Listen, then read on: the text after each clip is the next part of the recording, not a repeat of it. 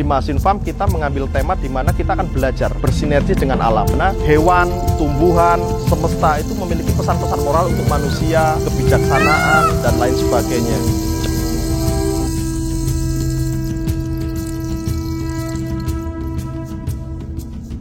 Warahmatullahi wabarakatuh. Om Swastiastu, Namo Buddhaya, salam sejahtera, salam kebajikan buat kita semua. Perkenalkan, saya Langgoso Aswin Putra. Saya adalah pemilik dari Mahasiswa Farm yang beralamatkan di Dusun Gebang, Wedomartani, Sleman, Yogyakarta.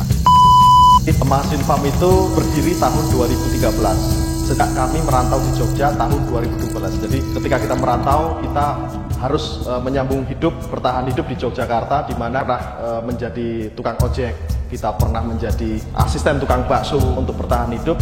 Hingga tahun 2013 kita menemukan satu ide, ada satu ayam hias namanya ayam Polandia. Ayam Polandia ini baru menetas harganya 25.000. Nah, pada saat itu 25.000 itu juga cukup mahal ya buat kami saat itu, tapi saya melihat ini menarik dan akhirnya saya pelihara hingga 2 bulan, 3 bulan. Dan ternyata di usia 2 bulan, 3 bulan harganya sudah cukup fantastis buat kami saat itu. Dan disitulah saya mulai berpikir tentang potensi bisnis di ayam hias. Sampai di 2016 saya mulai mencoba bermain hewan yang lebih ekstrim lagi, seperti merak, terus pisang dan sebagainya. Dan sampai di 2019 kami menjadi pemain merak terbesar di Indonesia, penyuplai hewan seluruh wisata se-Indonesia. Dan di 2019 itu kita mulai mencoba untuk mencari tantangan baru. Tantangan baru itu jatuh kepada burung purba atau burung unta, di mana burung unta ini adalah salah satu hewan purba yang masih hidup di era modern. Itu yang bikin kami tertantang, bisa memelihara hewan purba, melestarikan, dan di sisi lain hewan purba ini atau burung unta ini juga memiliki nilai ekonomi yang cukup bagus. Dari anaknya, dari cangkang telurnya, dari kulitnya, dagingnya, bahkan semua segmen itu cukup menarik burung unta ini tadi. Nah, disitulah kita untuk mengambil tantangan, menangkarkan burung unta, dan alhamdulillah di 2023 ini Mahasiswa Farm menjadi salah satu yang terbaik penangkaran burung unta di Indonesia. Oke, burung unta itu kalau kita bicara habitat aslinya ya, habitat aslinya itu dari Afrika. Menangkarkan burung unta itu sangat susah sekali, tantangannya luar biasa sekali karena dia bukan asli Indonesia, dia asli Afrika yang cuacanya berbeda, suhunya berbeda, makannya berbeda, semuanya berbeda. Artinya banyak hal yang harus dipelajari untuk ketika kita mau menangkarkan burung unta di Indonesia. Dan kami Mahasiswa Farm adalah salah satu yang berhasil. Mungkin hari ini adalah satu-satunya di Indonesia yang berhasil untuk menangkarkan burung unta tadi. Sekali lagi, yang punya banyak, yang menangkarkan tidak banyak. Tingginya itu burung unta itu maksimal sampai 3 meter mas, 3 meter dari ujung kepala ya, ujung kepala ke badan itu bisa 3 meter. Terus jantan betina itu bisa dibedakan dari warna bulu. Jantan itu warnanya hitam, betina warnanya abu-abu. Paruh si jantan itu warna merah, kakinya warna merah, sedangkan yang betina itu abu-abu. Nah, dari sisi physically tingginya hampir sama, nggak jauh beda. Tingginya, berat badannya itu nggak terlalu berbeda jauh. Nah, cuman yang membedakan adalah si jantan itu teritorial, dia akan menjaga koloninya. Nah, ketika dia sudah menjadi alfa, menjaga teritorial, dia sangat galak, dia bisa membunuh orang. Dia bisa membunuh orang ketika memang ada yang salah penanganan atau mungkin kita tidak tahu cara menanganinya, karena memang burung unta itu memang basically dia hewan liar ya. Semua hewan liar pasti punya potensi untuk menghabisi lawannya dalam tanda kutip. Nah, kalau kita di sini posisi sebagai lawan ya kita bisa dihabisi. Ketika dia tidak nyaman dengan kehadiran kita, dia akan menyerang. Terus burung unta ini juga menariknya dia telurnya itu cukup besar dan bisa kita manfaatkan sebagai makanan atau souvenir. Ketika memasuki musim kawin, mereka itu membutuhkan kalsium yang tinggi, protein yang tinggi untuk menghasilkan telur. Ketika kita kurang memberikan asupan, mereka akan secara otomatis mencari asupan baru, asupan tambahan. Nah, bulu itu memiliki kadar protein tinggi dan kalsium cukup tinggi. Akhirnya ketika mereka merasa kekurangan kalsium, mereka kekurangan protein, mereka akan memakan bulu satu sama lain untuk memenuhi kebutuhan protein dan kalsium mereka. Ketika kita bicara burung unta, kita tidak bisa melepaskan mereka dari hewan purba mas. Jadi tantangannya adalah ketika kita berhasil, ada rasa puas, rasa bangga karena saya pikir kita adalah orang pilihan. yang mampu berhasil melestarikan atau menangkalkan burung unta. Karena tantangan berikutnya adalah ketika kita bisa melestarikan burung unta, hewan purba ini tadi, kita bisa menjelaskan ke anak-anak kita besok bahwa ini ada dinosaurus yang masih hidup dengan versi burung unta tadi itu. Di masa lalu, burung unta ini mungkin burung yang kecil, tapi di era modern sekarang dia menjadi burung terbesar di dunia. Banyak sekali kebanggaan dan tantangan-tantangan yang menurut saya belum selesai kami selesaikan di Mahasiswa Farm tentang burung unta ini tadi. Dari masalah pengembangbiakan, dari masalah membangun pasarnya, karena saya pikir burung unta hari ini segmen pasarnya itu masih hias. Sedangkan beberapa tahun ke depan kita masih bisa memanfaatkan kulitnya, dagingnya, tulangnya, telurnya, bulu-bulunya dan sebagainya. Nah, kita masih mencoba untuk mencapai titik itu. Dan sambil bertahap, sambil jalan, dan kita konsisten untuk menuju ke sana.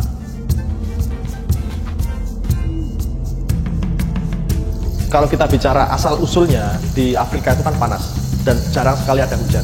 Dan sedangkan di Indonesia selalu hujan dan lembab, becek dan sebagainya. Nah, artinya ada perbedaan iklim, ada perbedaan cuaca, ada perbedaan kultur dan sebagainya. Nah, disitulah tantangannya juga, Mas. Tantangannya adalah bagaimana kita bisa membuat burung unta ini menjadi nyaman di lokasi barunya.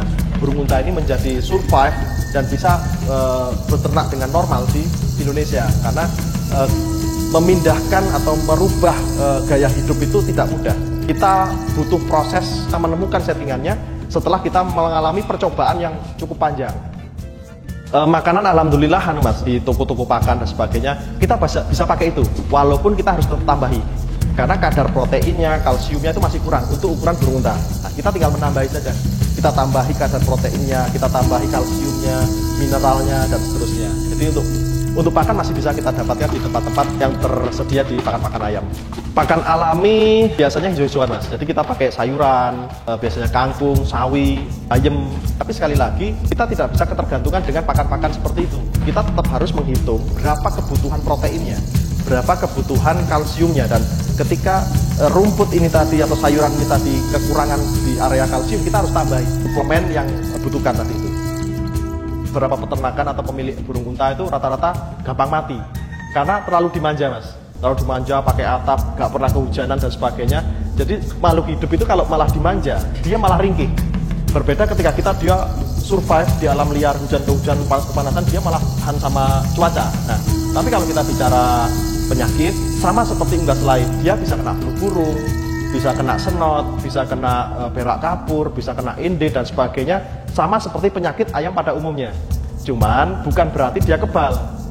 Kapasitas kekuatan dia berbeda dengan ayam kampung. Ketika ada virus atau penyakit dengan kekuatan hanya 10%, ayam bisa mati.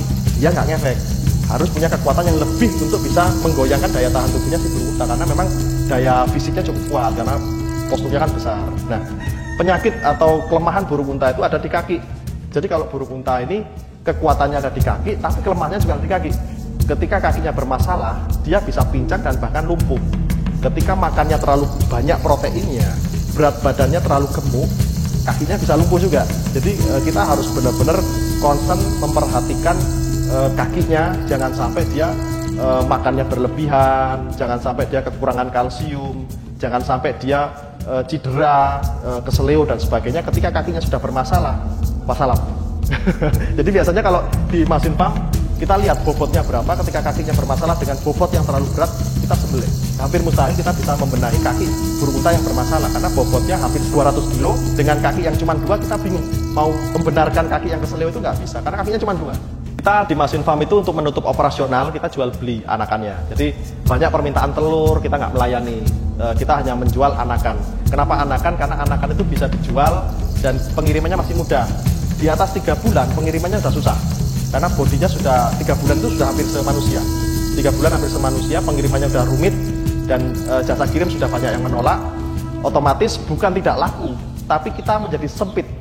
Pasarnya menjadi sempit. Kita hanya bisa supply lokasi Jawa dan sekitarnya. Tapi kalau masih umur 1 bulan, 2 bulan, kita bisa kirim bahkan sampai Ambon, sampai Makassar, sampai Aceh dan sebagainya. Kita bisa kirim karena masih kecil dan pengirimannya masih mudah. Kita jual belikan.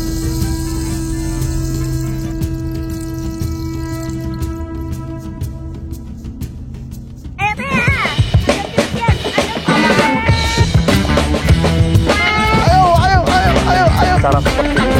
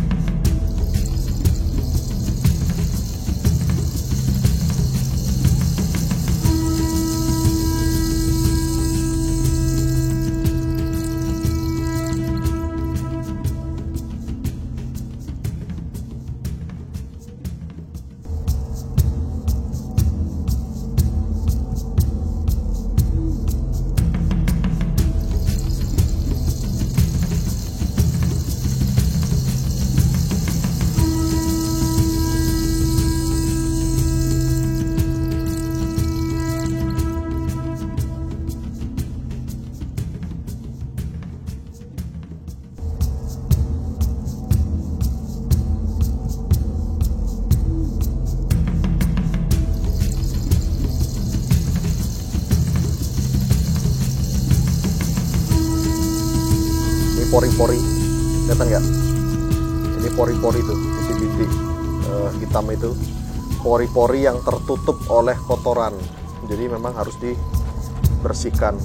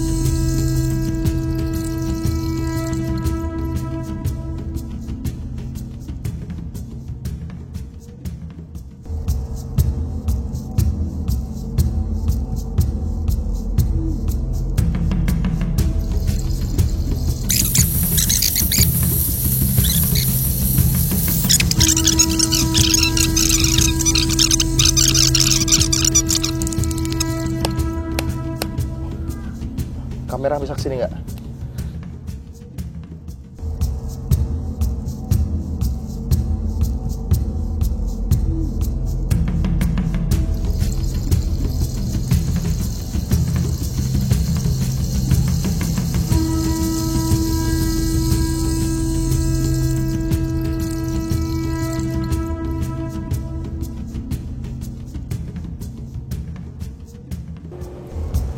Kita ambil bentar, kita lihat nih. Jadi ini nanti dia akan pecah ke sini, dan ujung paruh selalu ada di luar karena tujuannya untuk memecahkan awal-awal memecahkan cangkang telur dan juga bernafas. Jadi telur ostrich atau telur ayam atau burung apapun, dia memang akan mengeluarkan paruhnya keluar. Tujuannya untuk bisa bernafas, mengambil oksigen lebih banyak. Jadi ini kita biarkan dulu, kita tunggu sampai siang nanti. Kalau dia tidak bisa keluar atau tidak ada perkembangan dari pecahan ini tadi, kita akan bantu keluarkan dia secara utuh, full bantuan. Tapi dengan konsekuensi dia tidak sekuat yang pertama tadi. Jadi tidak sekuat yang pertama. Jadi kita kembalikan dulu.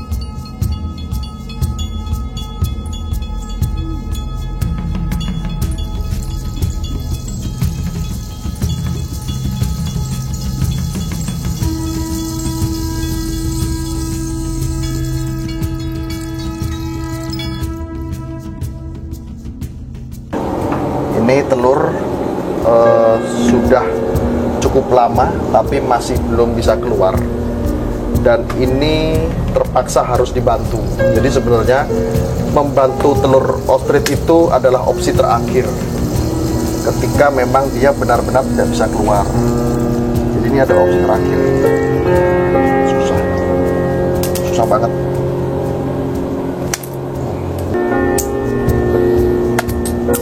Tuh.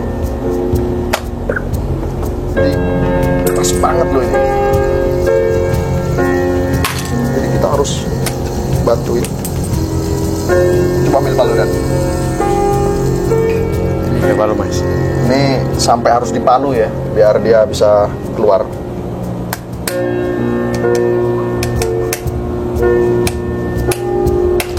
Nanti dia bersuara. Oke.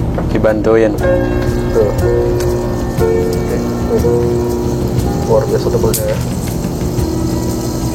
Hai, ini selaput telur. yang membungkus si burung agar dia tetap aman. Oke, kita lihat. Oke. Tuh. Halo, assalamualaikum.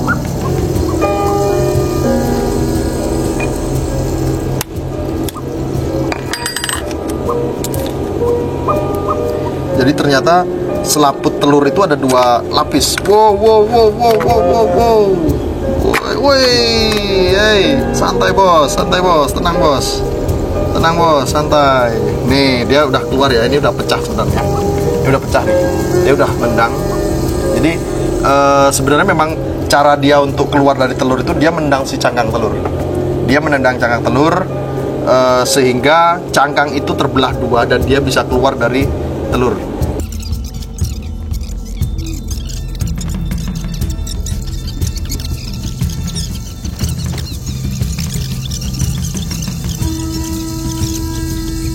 Ini teman-teman, kita hanya ingin memperlihatkan anak ini ke induknya atau induknya ke anaknya.